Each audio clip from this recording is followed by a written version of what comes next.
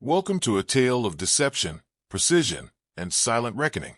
Best wishes for the thrill you are about to experience.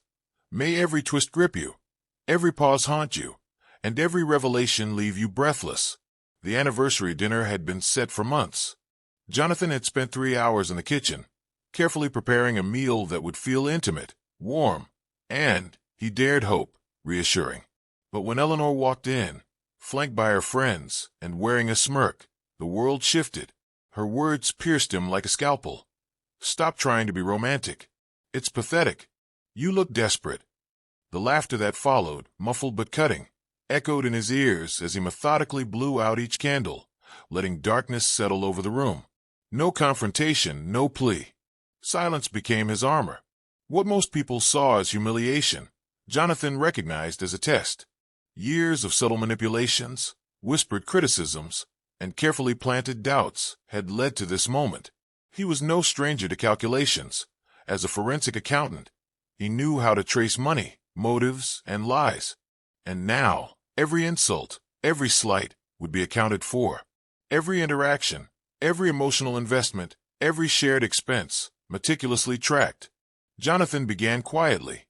No sudden accusations, no impulsive confrontations. He started with the obvious, their shared finances. He mapped every transaction over the past decade, creating a matrix of dependence and influence. Money sent, received, diverted, saved, or squandered, it all told a story. Beneath the surface of their marriage, patterns emerged. Eleanor's subtle siphoning of resources to friends, her participation in social games designed to elevate her standing at Jonathan's expense. Each detail sharpened the picture. He smiled faintly, realizing the humiliation was just a stage. The real game was about to begin. At gatherings, he became a shadow. He observed rather than engaged, cataloging jokes, compliments, and criticisms. He noted the micro-expressions of her friends, the way they deferred when she spoke, and subtly undermined when she laughed. Slowly, he mapped a network of social betrayal, an intricate web of alliances and deceptions that reached further than he had imagined. It wasn't just Eleanor. The entire circle had been complicit, feeding off his patience, his generosity, his restraint. Jonathan's methods were silent but deliberate. He sent anonymous tips to the friends he had audited, planting seeds of doubt in the most precise way. A hint here, an undocumented expense there, a subtle comparison of lifestyles, just enough to make suspicion grow without revealing his hand. Meanwhile, he continued living as if nothing had changed, maintaining an unruffled exterior, his silence a weapon sharper than any outburst. Weeks passed. Eleanor's arrogance grew as she mistook his quietness for submission.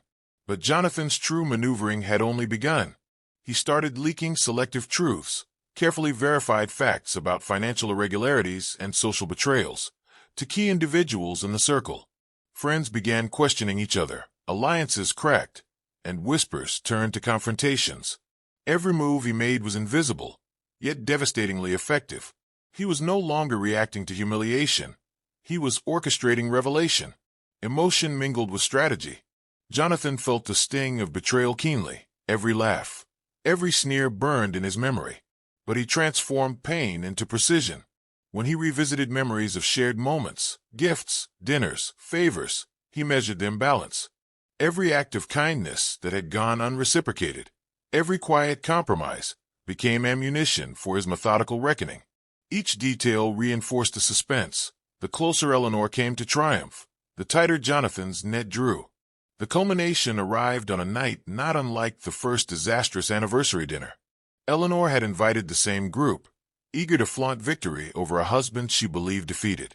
Jonathan arrived, calm, collected, smiling the smile of someone who knows more than anyone else in the room.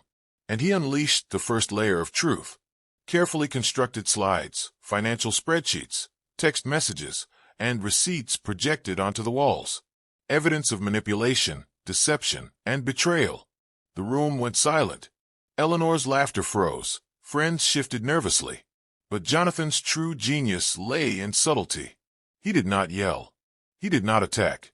Each revelation was precise, almost clinical, allowing the individuals to connect the dots themselves.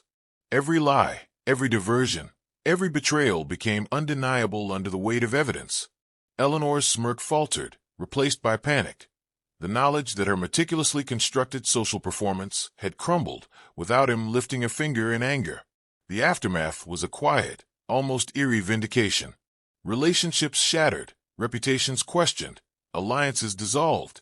Jonathan did not gloat. He did not revel in vengeance in a public display.